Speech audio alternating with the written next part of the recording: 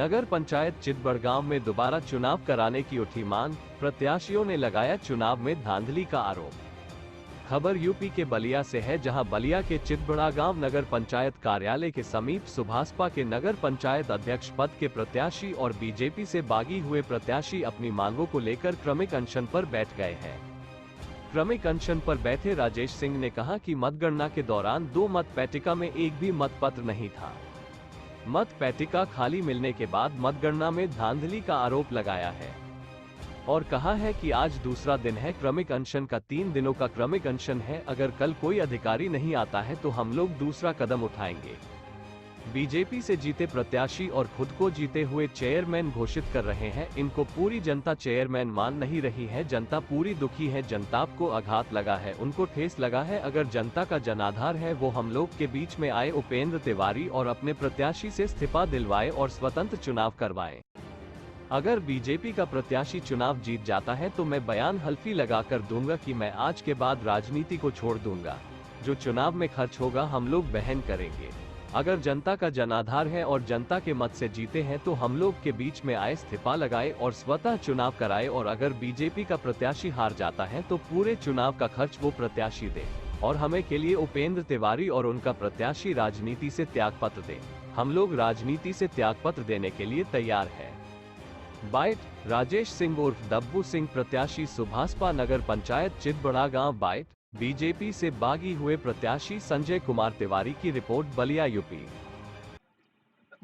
मैं राजू सिंह उर्फ डब्बू सिंह, चितबड़गांव सुभाषपा का नगर अध्यक्ष प्रत्याशी हूँ।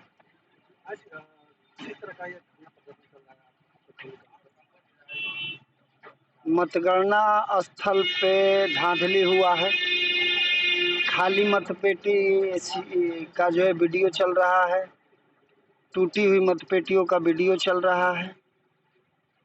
गणना के बीच में सभी प्रत्याशी और एजेंट लोगों को बूथ से मार के खाली कराया गया है। 10 मिनट बाद जो है भाजपा प्रत्याशी की घोषणा की गई है। जनता का जो हथियार है मताधिकार, उसको पूर्व मंत्री श्री उपेंद्र तिवारी जी और जो हारे हुए एमएलए हैं वो छीनने का, जनता के अधिकार को छीनने का प्रयास उन्होंने किया है। जनता के अधिकार, मताधिकार को वापसी कराने के लिए, जनता के सम्मान को वापसी कराने के लिए हम लोग गांधीवादी तरीके से क्रमिक अनशन कर रहे हैं। आज क्रमिक अनशन का दूसरा दिन है। 3 दिन का अलाउंस है। अगर 3 दिन में कोई सरकारी महकमे का अधिकारी नहीं आता है हम लोगों के पीड़ा, जनता के समस्या को सुनने के लिए, स्वतः चुनाव कराने के लिए, तो हम लोग अगला कदम कल उठाएंगे।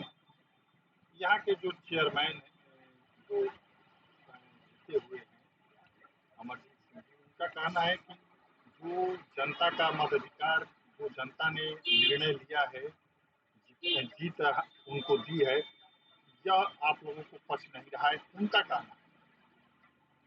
मैं आप लोगों के माध्यम से मैं उनको, पूर्व मंत्री, हारे हुए एमएलए जिनको हमारे ही नगर के जनता ने हराया है, मैं उनसे कहना चाहता हूँ, आज से पहले भी जनता ने जनाधार दिया है। पहले भी बहुत चेयरमैन बने हैं जिसको पक्ष विपक्ष और सभी मतदाता स्वीकार किए हैं, माना है कि यह जनता का निर्णय है।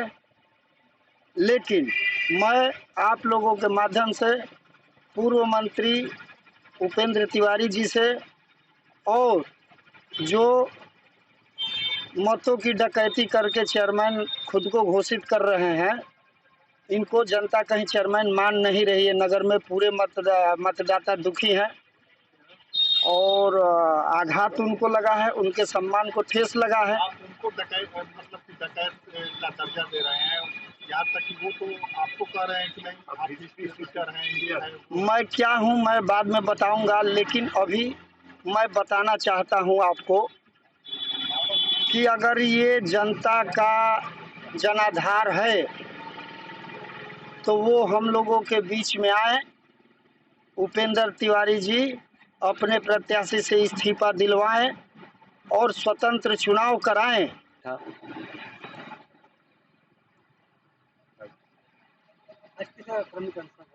यह क्रमिक अनशन जो चुनाव के दौरान मतगणना हो रही थी और उसमें धांधली देखने को मिली स्पष्ट रूप से, खाली मतपेटियों का आना, मतपेटियों का सील टूटा हुआ, कबाड़ से निकाली गई मतपेटी में मतों का पाया जाना, ये इतनी बड़ी धांधली है जिसको कोई भी अधिकारी या कोई भी सक्षम जो उसमें मतगणना में लोग लगे हुए थे वो नहीं कह सकते हैं कि इसे वाजिब कहा जा सकता है।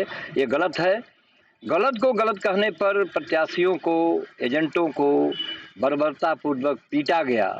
यह एक अत्याचार हुआ जिसको रोकने के लिए वहाँ एजेंट हैं, प्रत्याशी हैं, उनको गलती रोकने के लिए उनको रोका गया, मारपीट के खदेड़ा गया और मतगणना करके विजयी घोषित किया गया। ये गलत है, लोकतंत्र की हत्या है, ऐसा नहीं होना चाहिए।